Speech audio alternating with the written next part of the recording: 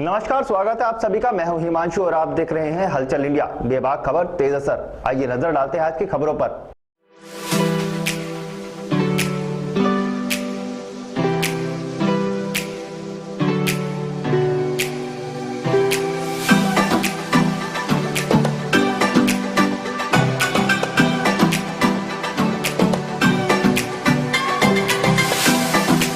उत्तर प्रदेश के जनपद मुजफ्फरनगर में प्रेमी और उसके परिजनों द्वारा एक सनसनीखेज हत्या का मामला सामने आया है। प्रेमी के परिजनों ने ग्राम प्रधान के साथ मिलकर पहले बीकॉम छात्रा के गले में फंदा लगाकर हत्या कर डाली। उसके बाद पुलिस को गुमराह करने के लिए मृतक छात्रा की लाश को बिना पोस्टमार्टम कराए कब्रिस्तान में दफना दिया। दरअसल मामला जनपद मुजफ्फरनगर के चरथावल थाना क्षेत्र के गाँव खुसरूपुर का है, जहाँ 21 जनवरी दोपहर 18 वर्षीय बीकॉम फर्स्ट ईयर की छात्रा की संदिग्ध परिस्थितियों में मौत हो गयी। छात्रा की मौत के बाद छात्रा के परिजनों और ग्रामीणों ने बगैर पुलिस को सूचना दिए छात्रा की लाश को सुपुर्दे खाक कर दिया। लेकिन 2 दिन पूर्व खुसरोपुर के एक ग्रामीण ने पुलिस को शिकायत पत्र देते हुए छात्रा की संदिग्ध मौत को हत्या बताते हुए इस घटना को साजिश के तहत ग्राम प्रधान समिति के लोगों पर संगीन आरोप लगाते हुए आरोपियों के खिलाफ कड़ी कार्रवाई की मांग की है। इस मामले में शिकायत करने वाले ग्रामीण वीर सैन ने पुलिस को दिए गए शिकायत पत्र में बताया है कि गाँव के ही 18 वर्षीय युवती जो बीकॉम फर्स्ट ईयर की छात्रा थी, एक युवक अनस के साथ पिछले कई माह से प्रेम संबंध चल रहा था, लेकिन प्रेमी अनस के परिजन अनस की शादी कहीं और करना चाहते थे। अनस भी अपने परिवार के साथ दूसरी जगह शादी करने के लिए तैयार नहीं था, लेकिन अनस की प्रेमिका अपने प्रेमी को खोना नहीं चाहती थी, इसलिए मृतक युवती लगातार अनस पर शादी के लिए दबाव बना रही थी। कुछ ग्रामीणों ने बताया है कि जब युवती की मौत की सूचना उन्हें मिली तो वो लोग घटना स्थल पर गए, लेकिन युवती के शरीर पर कहीं भी चोट के निशान नहीं थे। हालांकि युवती की गर्दन पर फंदे के निशान साफ दिखाई दे रहे थे, जिससे प्रतीत हो रहा था कि युवती की हत्या की गई है। लेकिन ये मामला हत्या का है, यहाँ फिर कोई दुर्घटना। लेकिन ग्रामीण की शिकायत पर पुलिस ने इस मामले में जांच कर आरोपियों के खिलाफ कार्यवाही करने की बात जरूर कही। एक प्रार्थना पत्र इस संबंध में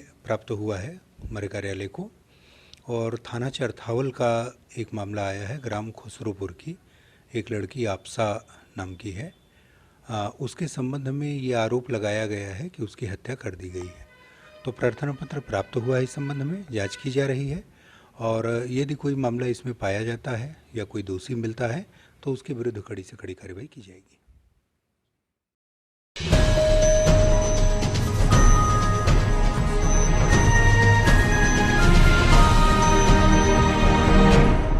कल बसंत पंचमी का पर्व है, जिसको लेकर बाजारों में खासी रौनक देखने को मिल रही है। बसंत पंचमी पर पतंग का विशेष महत्व होता है, जिसको लेकर नगर के बाजारों में पतंग और मांझी की बिक्री जमकर की गई। इस दौरान नगर के खालापार और मोती महल स्थित पतंग बाजार में बच्चों ने खूब पतंगों की खरीदारी की।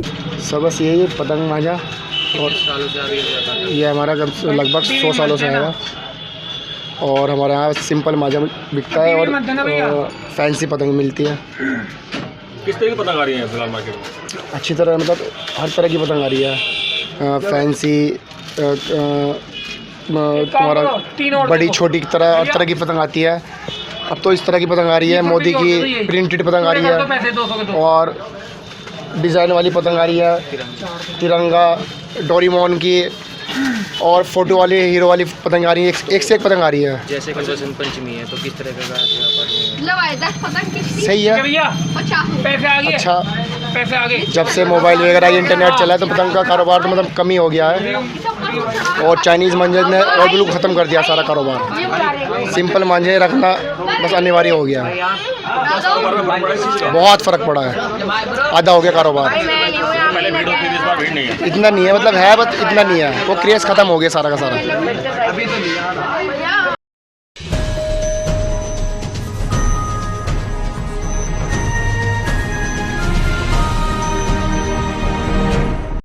जनपद मुजफ्फरनगर के मेरठ रोड स्थित रेस्टोरेंट में कांग्रेस कमेटी द्वारा प्रेस वार्ता का आयोजन किया गया, जिसमें जिला अध्यक्ष पंडित सुबोध शर्मा सहित अन्य पदाधिकारी मौजूद रहे। इस दौरान उन्होंने कहा कि तीनों कृषि काले कानूनों को खत्म करने का कांग्रेस पूर्ण समर्थन करती है और इस कानूनों को जल्द से जल्द वापस लेने की भी मांग करती है, जिसको लेकर आगामी 20 फरवरी को बगरा में किसान महापंचायत का आयोजन किया जा रहा है, जिसमें कांग्रेस की महासचिव प्रियंका गांधी वाड्रा शामिल होंगी। ये आज प्रेस वार्ता इस वजह से की गई, जो देश में 3 काले कानून किसानों के खिलाफ बनाए गए हैं, कांग्रेस पार्टी और हमारे सभी उच्च स्तरीय नेता इन काले कानूनों को ख़त्म कराने के लिए किसानों के साथ कंधे से कंधा मिला के काम कर रहे हैं। इसमें हमारी पार्टी के नेताओं की नीति ये है कि जो 40 संगठन हैं, निर्णय तो उनका होगा, लेकिन हम उनके साथ जो भी कर सकते हैं कंधे से कंधा मिला के काम करेंगे और इन काले कानूनों को ख़त्म कराने का निश्चित रूप से काम करेगी हमारी पार्टी जो है। और इसमें साथ में हम लोगों ने भी 6 अक्टूबर को भी एक किसान ट्रैक्टर रैली निकाली थी और हमारे नेता राहुल गांधी, आदरणीय प्रियंका गांधी जी ने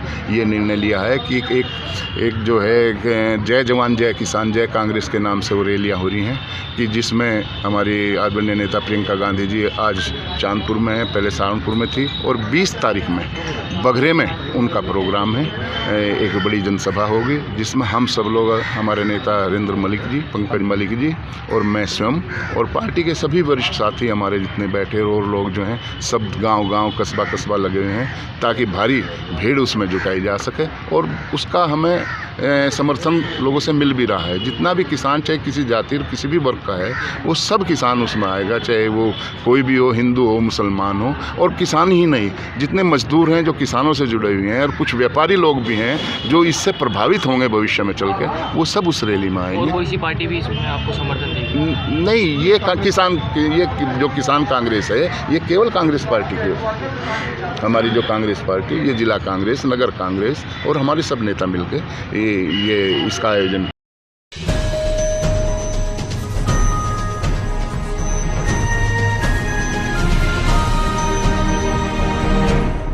आज मुख्यमंत्री योगी आदित्यनाथ के द्वारा अभ्युदय योजना का शुभारंभ किया गया, जिसमें प्रतियोगी परीक्षाओं की तैयारी करने वाले गरीब और असमर्थ छात्र छात्राओं को निःशुल्क प्रवेश दिया जाएगा, जिसके चलते जनपद मुजफ्फरनगर के कलेक्ट्रेट स्थित NIC विभाग में कार्यक्रम का आयोजन किया गया, जिसमें BC के माध्यम से मुख्यमंत्री के द्वारा छात्र छात्राओं से संवाद किया गया। इस दौरान छात्र छात्राओं ने सरकार द्वारा चलाई गई इस योजना की काफी प्रशंसा की।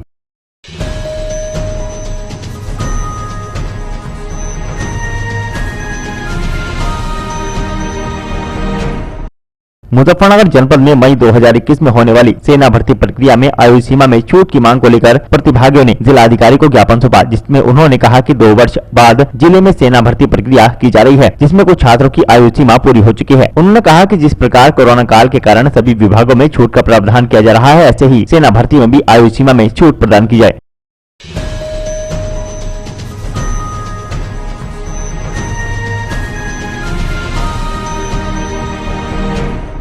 2025 तक देश को टीबी मुक्त कराने के उद्देश्य से लगातार स्वास्थ्य विभाग कार्य कर रहा है, जिसमें टीबी से ग्रस्त बच्चों को गोद लेने का कार्य किया जा रहा है। ऐसे ही बच्चों की देखभाल और पोषण के लिए आहार की व्यवस्था हेतु कार्य किए जा रहे हैं, जिसमें जिला क्षय रोग अधिकारी द्वारा समाजसेवी संस्थाओं से संपर्क किया गया, जहाँ रोटरी क्लब, लॉयंस क्लब और पेपर मिल एसोसिएशन के द्वारा आगे आकर ऐसे बच्चों और परिवारों की सहायता की गई है, जिसमें 94 मरीजों को माह का राशन आदि वितरित किया गया और प्रत्येक माह इनके पोषण हेतु सामग्री देने का भी संकल्प किया गया। हमारे राज्यपाल पिछले साल जो आई थी रणदीप पटेल, उन्होंने आह्वान किया था समाज संस्थाओं से कि जो टीबी के ग्रस्त बच्चे हैं उनको हमें राशन वितरण करना है। उसी श्रृंखला में पहले भी हम कर चुके हैं। 6 नवंबर को आज दूसरे महीने में उन्हें राशन वितरण किया जा रहा है। आज 94 बच्चों का राशन वितरण कर रहे हैं। इसमें रोटरी क्लब, लायंस क्लब, उनती और अग्रवाल महिला सम्मेलन और सिल्वर टोन पेपर मिल और सारा से बालाजी समिति का सहयोग रहा है। हम आगे भी जैसे भी इच्छा मुताबिक हमें दिशा निर्देश या टीबी अधिकारी जो हमारे लोकेश गुप्ता जी देते रहेंगे, हम बच्चों को राशन वितरण करते रहेंगे। सभा की सेवा में हमेशा हम अग्नि रहेंगे। हम मिलजुल इन बच्चों को राशन वितरण करते हैं। सरकार तो अपनी तरफ से पूरी सहयोग नहीं दे रही है, 500 रुपये महीना भी दे रही है। उसके अलावा बच्चों को जो है उनका इलाज भी प्रॉपर तरीके किया जा रहा है। हाँ, समाज सेवी संस्थाएं हमेशा समाज के क्षेत्र में अग्नि रही है, आगे भी अग्नि रहेंगे। ऐसे बच्चों को पौष्टिक आहार आज दिया गया और आगे भी देते रहेंगे। इसी के साथ साथ माननीय राज्यपाल जी ने आह्वान किया था कि स्वयंसेवी संस्थाएं हर राज्य में, हर जिले में आगे आएँ और हर जिले में उपलब्ध जितने भी टीबी के बच्चे हैं, जितने के 18 वर्ष से कम के आयु और जो इकोनॉमिकली स्ट्रांग नहीं है, उनको राशन की व्यवस्था या किसी भी कुछ तरह से खाने की व्यवस्था जो है, जिससे कि उनका भर पोषण हो। और उससे पोषण का और ट्यूबरक्लोसिस का बड़ा गहरा संबंध है, तो उनको पोषण से होने वाले नुकसान के और टीबी में जो उनका इलाज हो रहा है उसमें उनकी सहायता मिले। इसी संदर्भ में हमने जो हमारे जिला क्षय अधिकारी उन्होंने प्रयास किया और कई सारी स्वयंसेवी संस्थाएं, रोटरी क्लब, लॉयंस क्लब और जो पेपर मिल है, इन सबसे सहयोग की बात करी। और आज इन्होंने करीब 94 बच्चे ऐसे अपने जिम्मे पर लिए हैं जिनको ये हर महीने राशन उपलब्ध कराएंगे। जिससे कि इनके इलाज में और ये सारी व्यवस्था निःशुल्क होगी और ये स्वयंसेवी संस्थाओं द्वारा उपलब्ध कराई जाएगी। आज इसी के बारे में एक प्रोग्राम हुआ था जिसमें कि जिला अधिकारी महोदय और जिला विकास अधिकारी महोदय के कर कमलों से इसको हमने शुरू करवाया है। ये करीब 94 बच्चे को आज राशन देंगे और इन्होंने आश्वासन दिया कि आगे भी इस तरह के अगर कोई बच्चे आते हैं जिनको कि इकोनॉमिकली वीक और ट्यूबरक्लोसिस से ग्रस्त है तो उसमें भी यथासंभव अपना सहयोग देंगे। धन्यवाद सर। धन्यवाद सर। भाई बिल्कुल।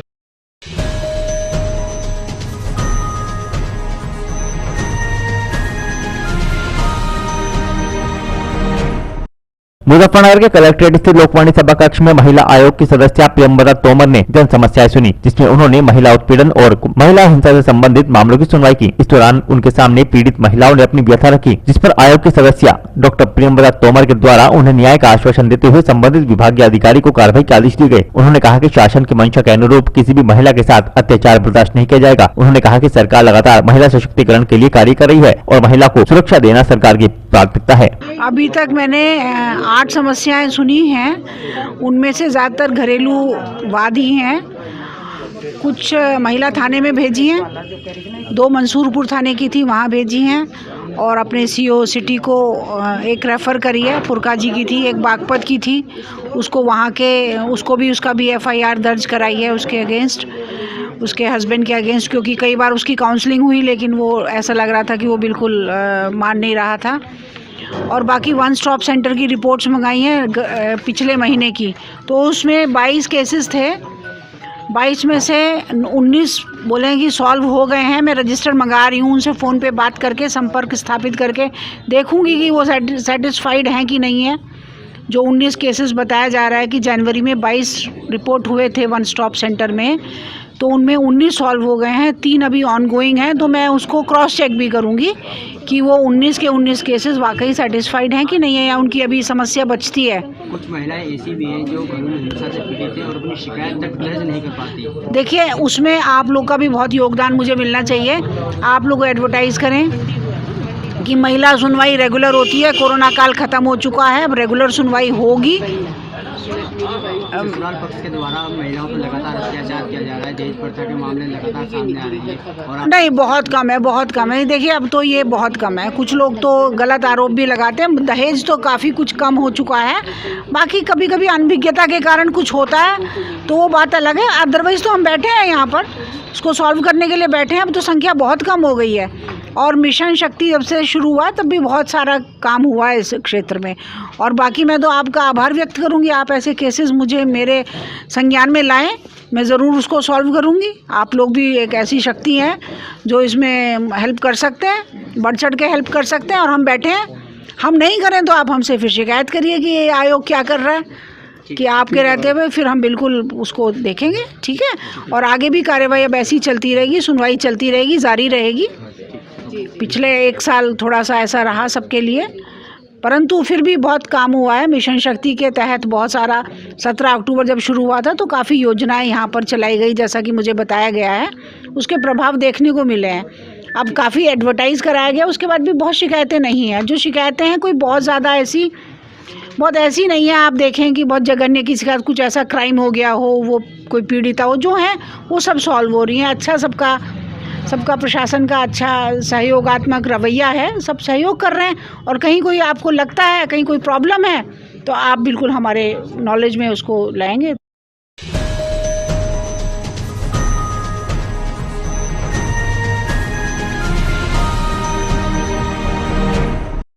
मुजफ्फरनगर जनपद के चरथावल के गांव बिरालसी में किसान एसोसिएशन के अध्यक्ष ठाकुर अमरीश राणा व उनके पदाधिकारियों के द्वारा हरियाणा सरकार के सीनियर असिस्टेंट जनरल युधिष्ठिर को एसोसिएशन के बिरालसी मुख्यालय पर उनकी कार्यशीलता व समाज में उच्च आदर्श स्थापित करने पर आज सम्मान पत्र भेंट करते हुए सम्मानित किया गया। इस मौके पर युधिष्ठिर द्वारा कहा गया कि हमारा उद्देश्य है सर्व समाज के हित में शासन की नीतियों के अनुसार कार्य करने का है। किसान एसोसिएशन के अध्यक्ष अमरीश राणा द्वारा कहा गया कि हमारे युवा इनसे सीख लेकर समाज में उच्च आदर्श स्थापित करें, तभी देश उन्नति के पथ पर अग्रसर होगा।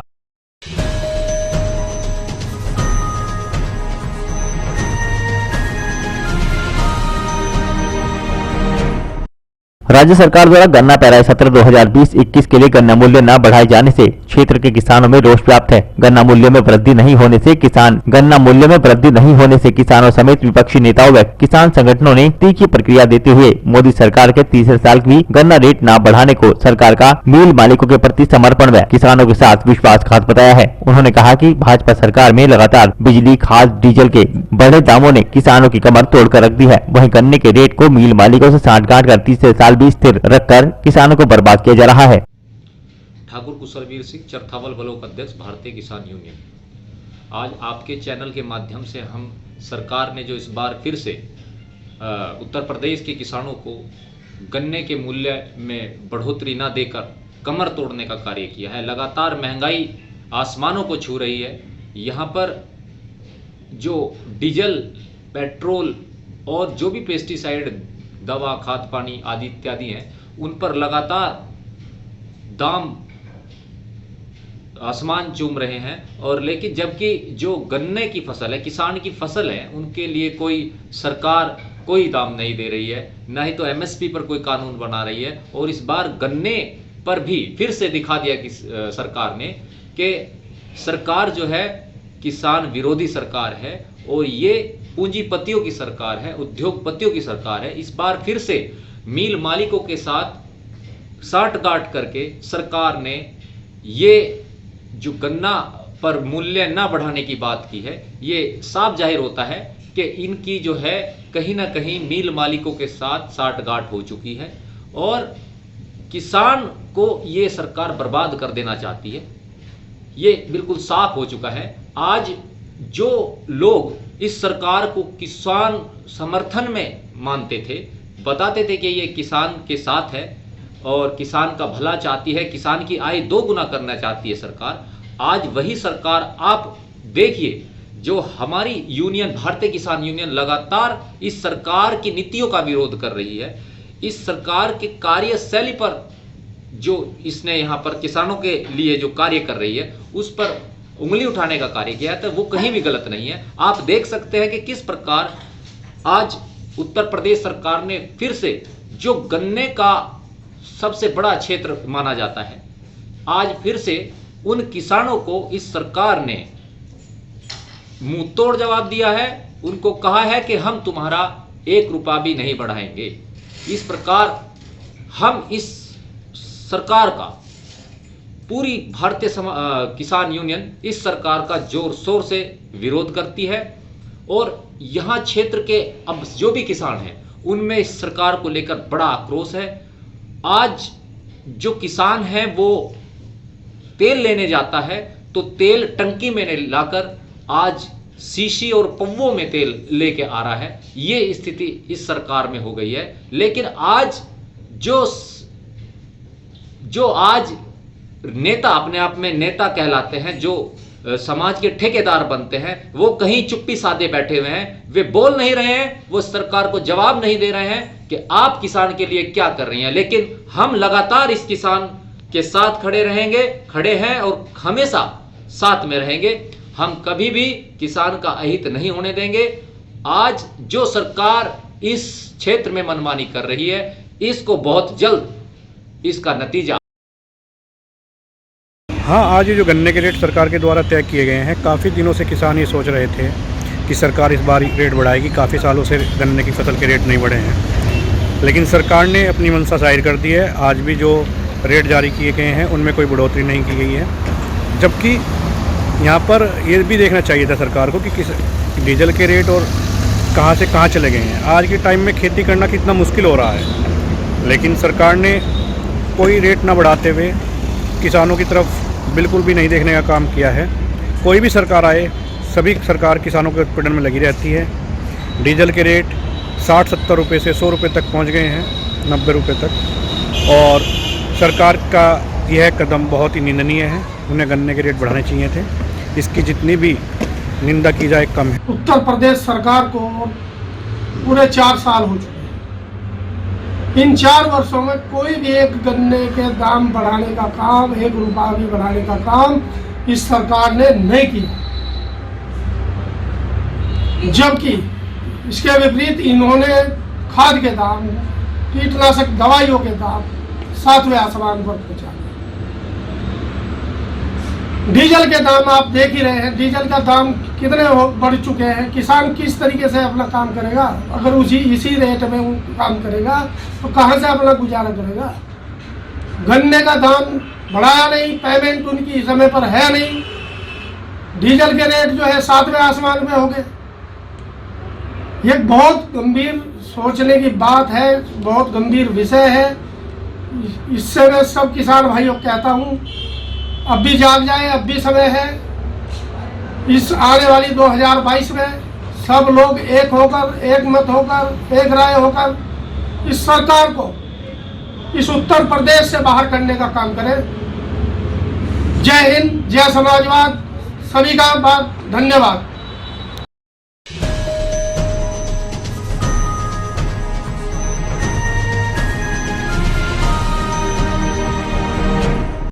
मुजफ्फरनगर जनपद के चरथावल में मेरठ सेवा समाज संस्था के द्वारा चलाई गई परियोजना संवाद के अंतर्गत गांव कुटेसरा में अफवाहों को रोकने हेतु स्कूली बच्चों के साथ बैठक की गई। मेरठ सेवा समाज संस्था के द्वारा इस्लामिया इंटर कॉलेज कुटेसरा में स्कूली बच्चों व छात्राओं से अफवाह को रोकने हेतु जागरूकता बैठक की गई, जिसमें जिला परियोजना अधिकारी कुलदीप त्यागी के द्वारा बच्चों को अफवाह को फैलाने से रोकने के लिए जागरूक किया गया, जिसमें इस्लामिया इंटर कॉलेज कुटेसरा के अध्यापकों के द्वारा भी बच्चों को साफ सफाई व अफवाह पर जागरूक किया गया। इस कार्य में स्कूली बच्चों के साथ साथ स्कूल स्टाफ ने भी भाग लिया। इस्लामिया इंटर कॉलेज के प्रधानाचार्य मासूम अली के द्वारा बच्चों को पढ़ाई पर ध्यान देने, कोरोना महामारी पर सरकारी गाइडलाइंस को पालन करने, अफवाह पर ध्यान न देने पर बताया गया।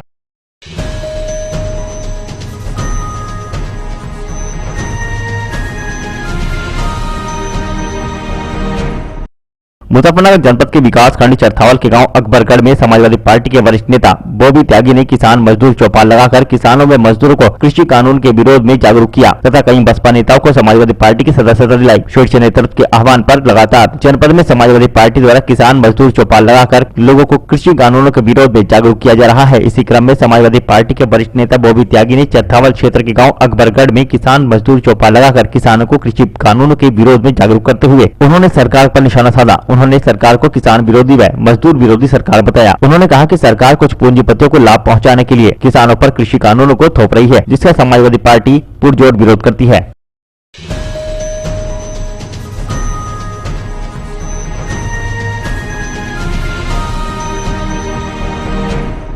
मुजफ्फरनगर के बरला के स्वामी कल्याण देव डिग्री कॉलेज में आयोजित महिला शक्ति अभियान के तहत एक कार्यक्रम का आयोजन किया गया, जिसमें उत्तर प्रदेश सरकार के निर्देशानुसार शासन व प्रशासन के द्वारा छात्र छात्राओं को प्रतियोगी परीक्षाओं में सफल होने के गुर सिखाए जाने के कार्यक्रम में बोलते हुए सीओ सदर सत्येंद्र तिवारी ने कहा कि हमारे देश की 15 वर्ष से लेकर 35 वर्ष तक की आयु के युवा शक्ति रीढ़ की हड्डी होते हैं। पूरे विश्व में सबसे अधिक युवा शक्ति के रूप में भारत की पहचान हुई है। उन्होंने कहा कि छात्र व छात्राओं को दृढ़ निश्चय कर लेना चाहिए कि वह भविष्य में क्या बनना चाहते हैं और उन्हें किस क्षेत्र में जाना है। उन्हें यह भी चिंतन मनन करना होगा कि आज हम जहां खड़े हैं 5 साल बाद हम कहां होंगे। यदि हम आलस्य में आज नहीं तो कल पर निर्भर होंगे तो हम जीवन की दौड़ में पिछड़ जाएंगे। उन्होंने छात्र छात्राओं को प्रधानमंत्री द्वारा आत्मनिर्भर कार्यक्रम को आत्मसात करने के लिए तैयार होना है तथा विभिन्न प्रतियोगी परीक्षाओं में कैसे सफल हुआ जाए, इस बारे में भी उन्होंने उपस्थित छात्र छात्राओं को कड़ी मेहनत और लगन से लगने के लिए प्रोत्साहित किया। देखिए, उत्तर प्रदेश सरकार की तरफ से और प्रशासन की तरफ से हमने महिला शक्ति मिशन के अंतर्गत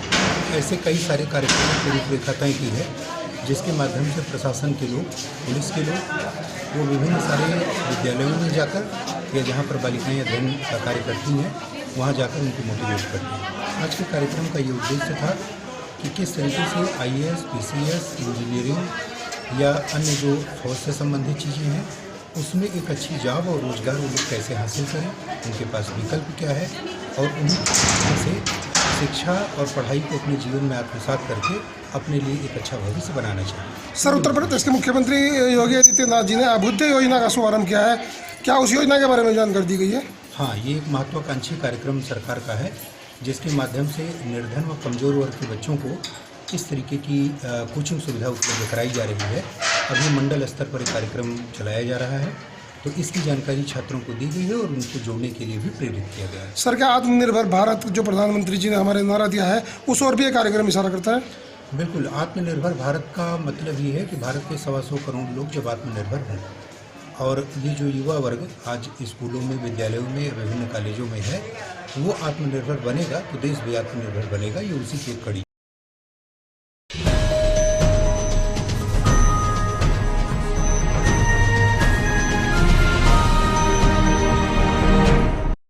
सहारनपुर के गागलहेड़ी ब्लॉक पुआरका के ग्राम नानका में काफी समय से खराब पड़ी सड़क का निर्माण कार्य प्रमुख निधि से 83 मीटर सीसी रोड बनाया जाना है। इसका उद्घाटन भारतीय जनता पार्टी के महानगर अध्यक्ष राकेश जैन एवं कुलवीर राणा महिपाल वाल्मीकि ने किया। इस मौके पर पूर्व मंडल अध्यक्ष मुनीश धीमान, अरुण यादव, सतवीर, सत्यपाल सैनी एवं सभी वरिष्ठ कार्यकर्ता उपस्थित रहे।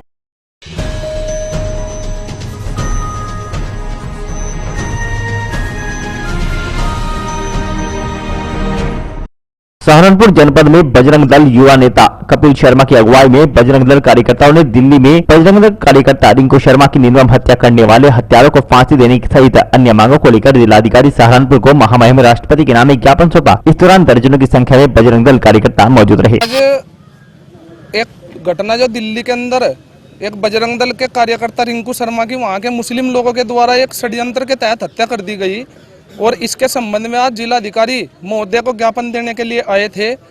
और इस प्रकार के लोग जो आज भी इस देश के अंदर रहकर और इस प्रकार की घटनाएं हिंदू समाज के साथ करने का प्रयास कर रहे हैं, उन लोगों को इस देश का इतिहास पढ़ लेना चाहिए। और देश के इतिहास में पहले गुजरात के अंदर क्या गोधरा कांड हुआ था, उसके बाद मुजफ्फरनगर और मेरठ और बिहार के भागलपुर के अंदर हिंदुओं के द्वारा फिर क्या किया गया था, और उसके बाद जो इनकी पलायन की स्थिति बनती है और दर दर ठोकरें खाने के लिए फिर भटकते हैं, फिर उसके लिए पूरा दोष ये हिंदू समाज को देते हैं।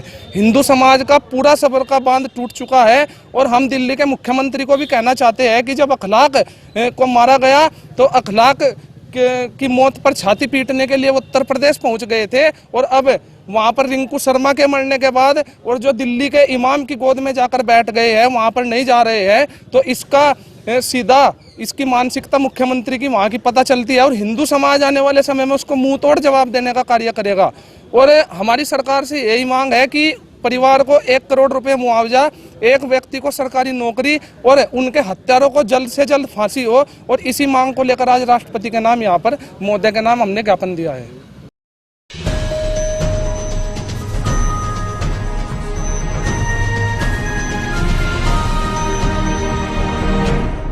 समूचे जनपद सहारनपुर में एसएसपी डॉक्टर एस चन्नप्पा के दिशा निर्देशन पर पुलिस ने रविदास जयंती पर कमर कस ली है। वहीं तीतरो थाना क्षेत्र के अंतर्गत कई गांवों में तीतरो पुलिस ने ग्रामीणों व जिम्मेदार लोगों की मीटिंग ली। रविदास जयंती से पूर्व समूचे जनपद में पुलिस द्वारा नगर व ग्रामीण क्षेत्रों में शांति समिति की बैठक की गई। बैठक में लोगों को रविदास जयंती पर शोभा यात्रा निकालने के दौरान हिदायत देने का सिलसिला लगातार जारी है। आपको बताते चले कि रविदास जयंती शोभा यात्रा से पूर्व ही तीतरो पुलिस पूरी तरह अलर्ट मोड पर है। तीतरो थाना प्रभारी विशाल श्रीवास्तव ने कहा कि लॉ एंड ऑर्डर प्रभावी रूप से कायम रखने के लिए नगर सहित संबंधित गाँव तीतरो, थानवा, खंडलाना, महंगी आदि गाँव में रविदास जयंती पर्व पर लोगों को गाँव पर जाकर मीटिंग कर जागरूक करने का कार्य किया जा रहा है। इस दौरान ग्रामीणों को सख्त लहजे में अवैध कार्यों में लिप्त लोगों को सुधारने की हिदायत दी गई। साथ ही उन्होंने बैठक में यह भी साफ कर दिया कि असामाजिक तत्व या तो सुधर जाएं वरना क्षेत्र छोड़ दें।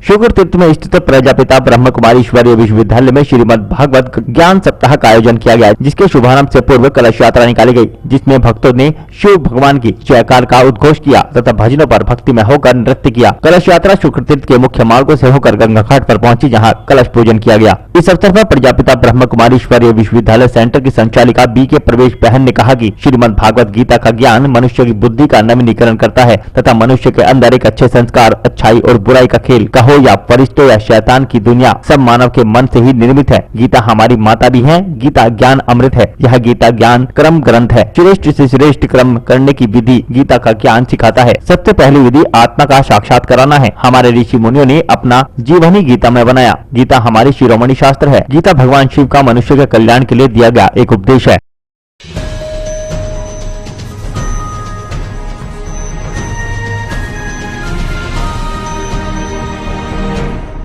मुजफ्फरनगर जनपद के नगर पंचायत मीरापुर के वार्ड संख्या 12 में लगभग 1 माह पूर्व से अधूरे पड़े कार्य को आज तक पूरा नहीं किया जा रहा, जिससे लोगों को काफी परेशानियों का सामना करना पड़ रहा है। इससे नगर पंचायत मीरापुर की लापरवाही साफ दिखाई देती है। पूरा मामला मोहल्ला मुश्तरक का है, जहां पर जलभराव की समस्या के कारण आमजन काफी परेशान है, जिसकी शिकायत कई बार नगर पंचायत मीरापुर में भी की गई, लेकिन आज तक यहाँ पर किसी भी तरह के विकास कार्य नहीं हो पा रहे।